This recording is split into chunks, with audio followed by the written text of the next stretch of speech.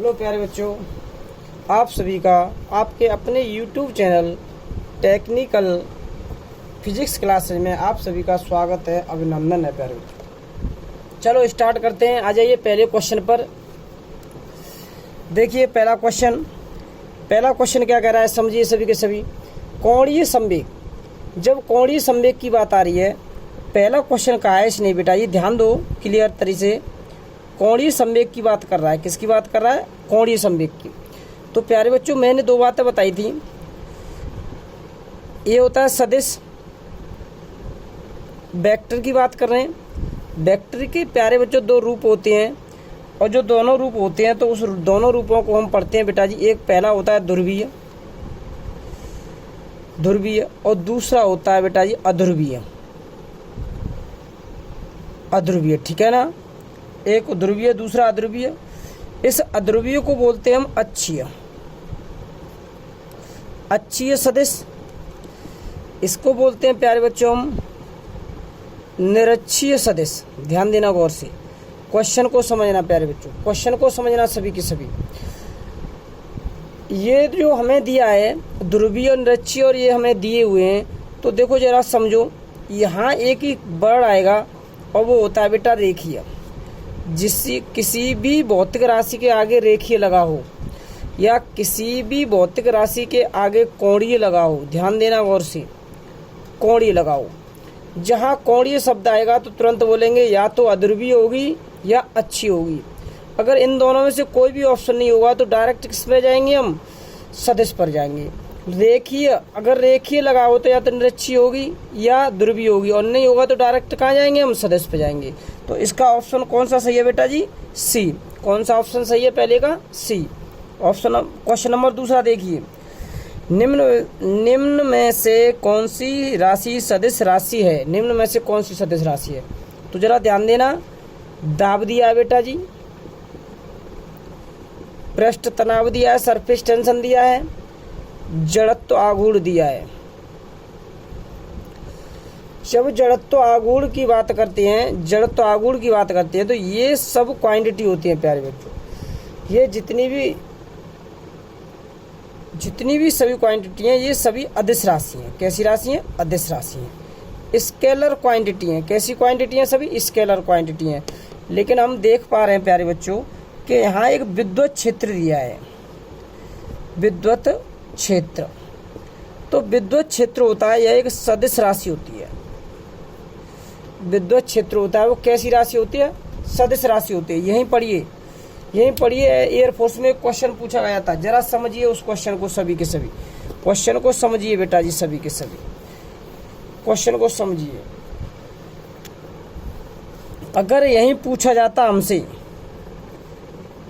पृष्ठीय क्षेत्रफल,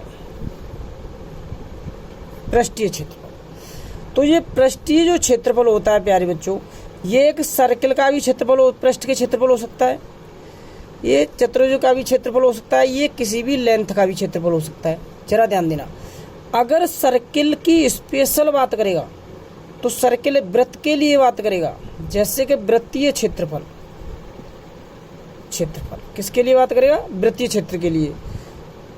यहाँ बात करेगा इसके लिए, यहाँ लंबाई के क्षेत्रफल। तो बेटा जी जहाँ वृत्तीय क्षेत्रफल की बात करता है तो तुरंत यह अदिश राशि होती है। कैसी राशि होती है? अदिश।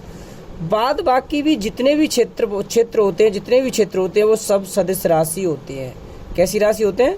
सदिश राशि होते हैं। जैसे विद्युत क्षेत्र, चुंबकीय क्षेत्र। ध्यान देना, विद्युत क्षेत्र, चुंबकीय क्षेत्र। ठीक है ना? आगे बढ़ते हैं हम। और भी कोई भी क्षेत्रफल हो, वो सभी कैसे होते हैं? सदिश राशि होते हैं। लेकिन वृत्तीय क्षेत्रफल हमेशा क्या कहलाएगा? अदिश। तो जरा समझो, पृष्ठीय क्षेत्रफल की बात कर रहा है तो पृष्ठीय सदिश भी हो सकता है और अदिश भी हो सकता है, दोनों होगा। ऑप्शन में कौन से होंगे? पृष्ठीय क्षेत्रफल की बात करेगा तो दोनों ऑप्शन में होंगे। तो यहाँ जो दूसरे क्वेश्चन की बात कर रहे थे हम, तो दूसरे क्वेश्चन का आंसर कौन सा सही है प्यारे बच्चों? कौन सा सही है? दूसरे का डी सही है। दूसरे का कौन सा सही है? डी सही है। दूसरे का कौन सा ऑप्शन सही है? डी। क्वेश्चन नंबर 3 पे आ जाइए फटाफट।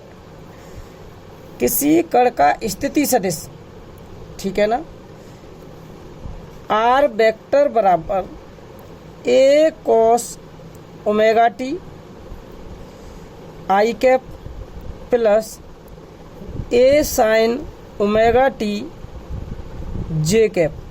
तो प्यारे बच्चों, हम एक बात जानते हैं कि अगर यहाँ आई होगी तो यहाँ जे होगी, यहाँ के होगी। तो आई और जे, देखो आई और जे एक दूसरे के कैसे हैं ये बताओ मुझे।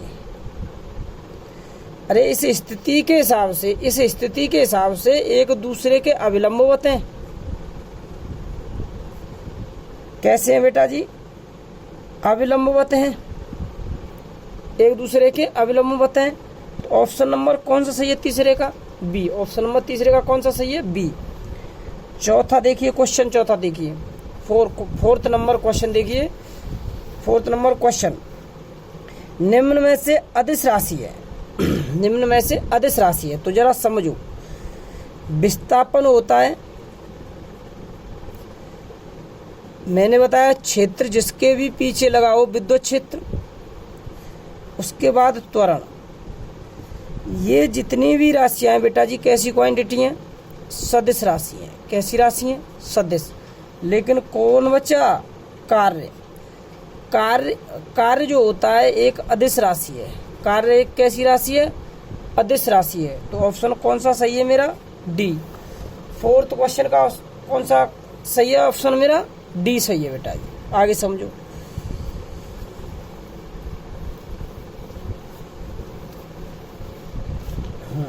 देखो पृष्ठ क्षेत्रफल आ गया। मैंने क्या कहा था? यहाँ आया पृष्ठ और क्षेत्रफल आ गया। मैंने कहा कि पृष्ठ क्षेत्रफल सर्किल की हो सकता है, किसी भी लेंथ का हो सकता है। तो इसका मतलब इस पे बात करेंगे तो अदिश, इस पे बात करेंगे तो सदिश। अदिश और सदिश, अदिश और सदिश, क्लियर है? फिर भी मैंने कहा था पृष्ठीय क्षेत्रफल की, लेकिन पृष्ठ की बात हो रही है तो अदिश व सदिश दोनों हो सकता है, अदिश व सदिश। लेकिन यहाँ पृष्ठ क्षेत्रफल है, केवल पृष्ठ है। जैसे कि इसका ये पृष्ठ हो गया, इसके पृष्ठ की बात हो रही है, तो इसका मतलब ये सदिश राशि होगी। कैसी राशि होगी? सदिश राशि होगी। तो इसका मतलब ऑप्शन नंबर कौन सा सही है? बी सही है। ऑप्शन नंबर कौन सा है? बी। अगर यही लिखा होता पृष्ठीय तो फिर दोनों कैसे हो जाते बेटा जी? न सदिश न अदिश। क्लियर है सभी को? अगला क्वेश्चन देखो, क्वेश्चन नंबर 6। ए तथा बी दो सदिश एक तल में स्थित हैं तथा एक अन्य सदिश थी इस तल के बाहर है, तो इन तीनों सदिशों का परिमाण है अर्थात ए प्लस बी। ध्यान देना सभी vector A plus vector B plus vector C. तो अब जरा समझना, वो ये कहना चाह रहा है कि शून्य हो सकता है, शून्य हो सकता है, शून्य नहीं हो सकता है। ए प्लस बी के तल में होगा, सी के तल में होगा।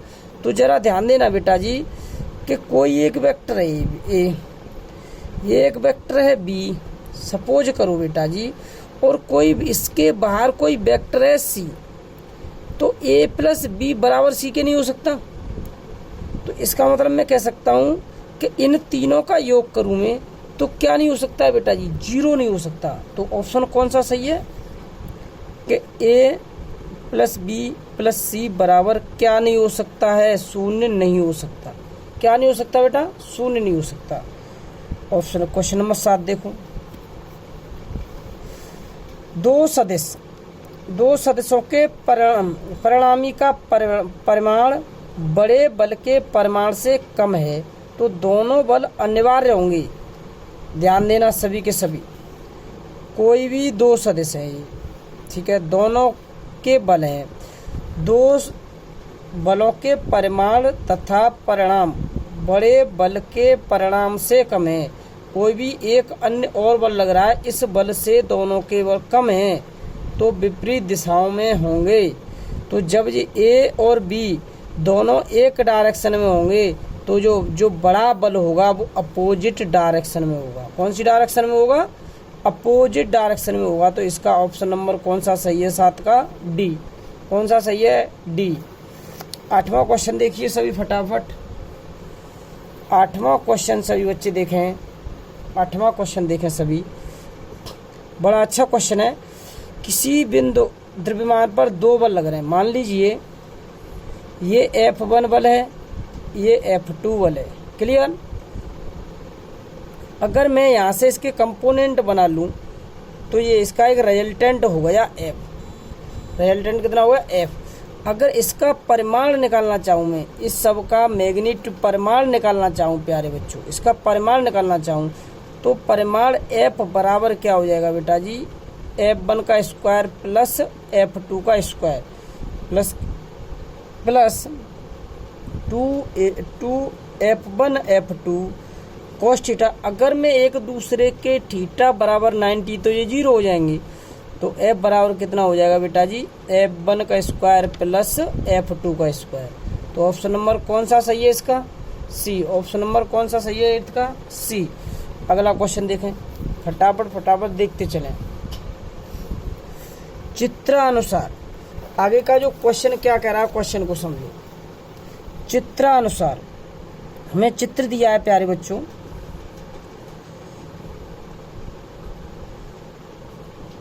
A B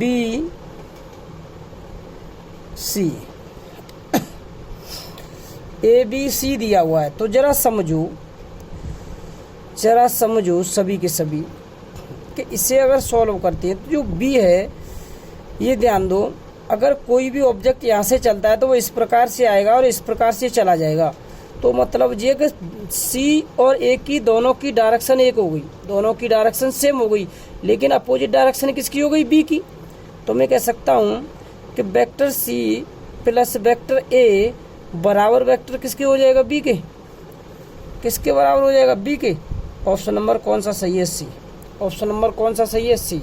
सी और ए की डायरेक्शन सेम है, लेकिन बी की कैसे हो गई? अपोजिट डायरेक्शन हो गई बेटा जी। कैसी डायरेक्शन हो गई? अपोजिट डायरेक्शन हो गई। अगला क्वेश्चन देखें, क्वेश्चन नंबर 10। 2 बलों का सदिश योग उनके सदिश अंतर के लंबवत है। इस स्थिति में बल परस्पर परिमाण में बराबर होंगे। जरा ध्यान देना, 2 बल हैं जिसके सदिश योग उनके सदिश अंतर के लंबवत है। लंबवत की बात कर रहा है बेटा जी, लंबवत। तो इसका मतलब है जो थीटा बराबर क्या होगा? 90 होगा। थीटा बराबर क्या होगा? 90 होगा। थीटा बराबर कितना होगा? 90 होगा। तो इसका मतलब है कि लंबकोणी की बात कर रहे हैं एक दूसरे के, तो इनके परस्पर परिमाण बराबर होंगे। क्या बराबर होंगे? मैग्नीट्यूड। मैग्नीट्यूड का मतलब क्या होता है? परिमाण। परिमाण कैसे होंगे? बराबर होंगे। ऑप्शन नंबर कौन सा सही है? ए। ऑप्शन नंबर कौन सा सही? ए। 11वां क्वेश्चन देखो, vector A cross vector B बराबर वेक्टर सी, तो निम्न में से कौन सा कथन सत्य है? तो निम्न में से कौन सा कथन सत्य है? तो देखो जरा ध्यान दो, vector A cross vector B बराबर सी के नहीं हो सकता, इतना है हो सकता है। तो देखो अगर सी परपेंडिकुलर होगा ए के तो भी बराबर नहीं होगा। तो मैं कह सकता हूँ बेटा जी कि ए क्रॉस बी, ए और बी एक जैसे हैं, लेकिन लंबवत किसके हैं बेटा जी? सी के। लंबवत किसके हैं? सी के। तो ऑप्शन मेरा है जो कौन सा सही होगा बेटा जी? डी। कौन सा सही होगा? डी। 12वां क्वेश्चन देखो, 2 सदिश ए तथा बी, मतलब एक वेक्टर ए और एक वेक्टर बी, 2 सदिश हैं, एक दूसरे के लंबवत होंगे जबकि तो देखो हम जानते हैं कि ए डॉट बी बराबर ए बी कोस थीटा, और हम ये जानते हैं ए क्रॉस बी बराबर ए बी साइन थीटा। वो क्वेश्चन स्पष्ट कह रहा है कि दोनों एक दूसरे के कैसे हैं? लंबवत 90 डिग्री पर। अगर cos 90 की वैल्यू रख दो तो टोटल क्या आ जाएगा? 0। तो ये स्पष्ट कह रहा है कि ए डॉट बी बराबर 0। ऑप्शन नंबर कौन सा सही है? डी। ऑप्शन नंबर कौन सा सही है बारे में का? डी। क्वेश्चन का ऑप्शन नंबर कौन सा सही है? डी। अगला क्वेश्चन देखो, 13वां क्वेश्चन देखो सभी के सभी। यदि दो सदिश ए तथा बी के लिए ए क्रॉस बी बराबर 0 है तो सदिश, जरा ध्यान देना, ए क्रॉस बी मैंने पहले ही बताया था कि ये क्रॉस है, तो जैसे ही क्रॉस आएगा तुरंत जान जाएंगे हम कि ए क्रॉस बी बराबर A B sine theta. Sine theta तो वो क्या करा, ए क्रॉस बी बराबर कितना है 0, तो ये थीटा की वैल्यू ऐसी कौन सी रखें तो ये 0 हो जाए। तो अगर थीटा की वैल्यू 0 रख दें, 0 का मतलब है कि जो ए वेक्टर है समांतर है वेक्टर बी के, ए वेक्टर किसके समांतर है बी के, तो थीटा की वैल्यू कितनी आ गई 0। तो हमारा ऑप्शन कौन सा सही है, एक दूसरे के समांतर होंगे, एक दूसरे के कैसे होंगे, समांतर होंगे, बी सही है। देखिए 14वां क्वेश्चन, सदिश ए क्रॉस बी तथा बी क्रॉस ए के बीच कोण, देखो ए क्रॉस बी बराबर बी क्रॉस ए, ठीक है ना, दोनों के बीच कोण, बीच की बात कर रहा है, तो कभी भी दोनों सेम हो और क्रॉस की बात करें तो हमेशा पाई होता है, एंटी पैरेलल का काम करता है, तो इसका मतलब 180 डिग्री होता है, वो होता है पाई के बराबर। ऑप्शन नंबर कौन सा सही है इसका, बी। 15वां क्वेश्चन देखो कौन सा सही है, बी। 15वां क्वेश्चन देखो 15वां question, vector Q P plus vector Q तथा कह रहा है बेटा पी क्रॉस क्यू, सदिशों के बीच का कोण पूछ रहा है, सदिशों के बीच का कोण मतलब ए प्लस क्यू और पी प्लस दोनों के बीच का कोण होगा तो वो हमेशा वेक्टर बनेगा, तो वो कितने का बनेगा बेटा जी, 90 का बनेगा। किसका बनेगा, 90 का, तो इसका मतलब π/2 हो जाएगा।